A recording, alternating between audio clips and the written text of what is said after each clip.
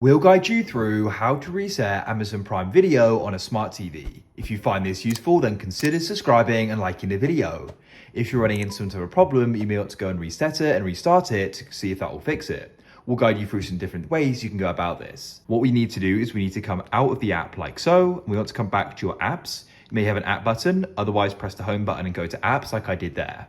Now you want to go and find Prime Video. So on this TV, we can go and then tap and hold on it. You may go and have an options button on your remote. Go and delete it and install it. That's the best way to go and reset it. On this TV, we can actually go and press reinstall, which is even easier. Otherwise, delete it, open up the App Store and download it again. Go and see if it's now been reset and it solved your problem. Otherwise, you want to go and turn off your TV and go to the wall outlet. You can go and switch it off like this and unplug it from the wall. Come onto the TV itself and go and find the power button. It may be to the left or to the right. On this TV, it's under the logo. Tap and hold this for a minute. After that time passes, release and we can plug it back in. So open it up and hopefully it's solved.